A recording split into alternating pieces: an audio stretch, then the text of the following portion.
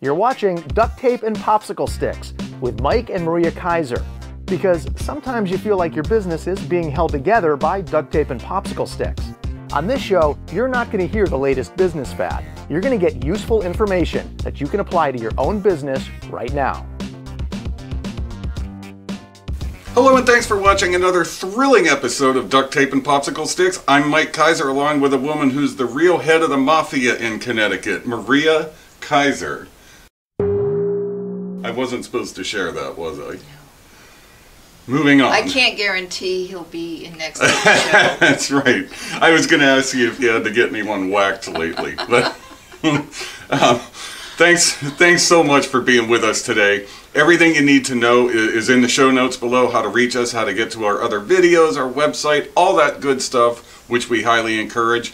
And we love your feedback too. So go ahead. Well, you know, on that note, I've been hearing a lot of interesting stories about people's experience with our show. You know, a couple days ago, I was with a group of people, and a couple of people have watched the show, and a couple of people said, "Oh, don't tell me about it because I haven't watched it yet." And then, you know, just different ways that people are using the show that's benefiting them. So however you use the show, however it works for you, God bless you, and thank you for watching. Well said. Yeah. Wow, this is good. So, you know, I was going to say that this thing I want to talk about frustrates me a little, but it doesn't matter if it frustrates me or not. But, Maria, some of the smartest business owners fall for this thing that we're talking about today. They know that they need better marketing and better sales. And they don't have the time or interest in doing it themselves, so they'll bring someone in-house. They'll hire an employee, or maybe even two employees, a marketing person and a salesperson. Yeah. They'll set up process and structure and activities, and they'll have this person reporting to them on the activities they've engaged in, and et cetera, and the person doesn't work out, the business owner's frustrated, and they are back to the drawing board. Right. And the biggest reason, in my opinion, this happens is that so often the owner doesn't know enough about their own marketing and sales that they can effectively manage someone else to do it. And you know, that's probably, God, I've heard that so many times. We see it a lot. And, you know, marketing and sales are probably the toughest part about your business, because you already know how to deliver your product. You already know about your product. So that comes a little more naturally to folks. But, you know, as the business owner, you really need to have a deep understanding of every part of your business. You can't expect somebody from the outside to come in and just know how to do it. But what you can do is you can learn a little bit. You can get an understanding. You can understand what that process is, and then you can hire someone. But the big question, if you don't know how to do it, how do you learn how to do it? How do you learn how to do it right? Or because when you don't know how to do it, when you don't have a thorough understanding of your own marketing and sales, you're going to fall into this trap over and over of hiring people and they don't work out. Right, over and over again. And, you know, a lot of times, you know, you'll just hire a marketing company and here, you take care of it. And the marketing company can only help you so far. So, you know, one of the reasons we started doing marketing for people is because there was a frustration there.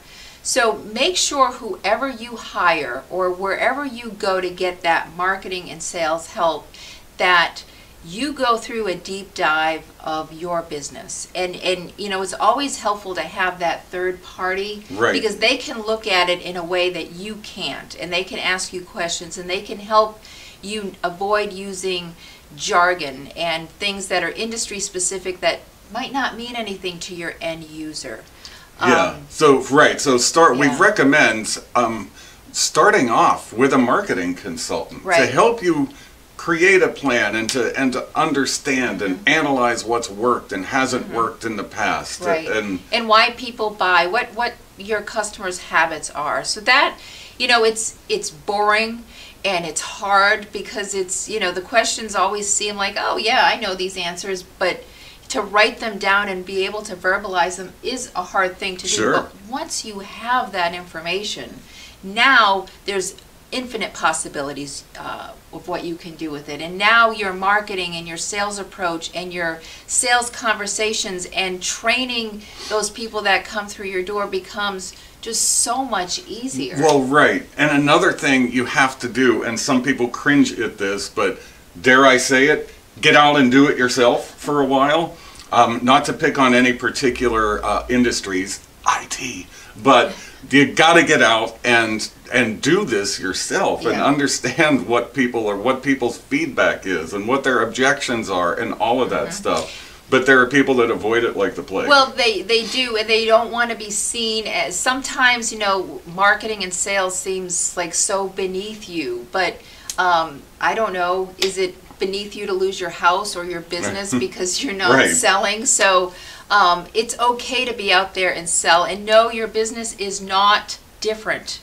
You have to go out and explain what you do to your end user so they can make an educated choice as to whether they want to buy it from you or not. Right. And another thing this will help you do is what we've seen some people do is then they'll just go crazy and start hiring consultants. I want to hire this social media person. Oh, we're going to get a new website. Oh, I got to hire this SEO person.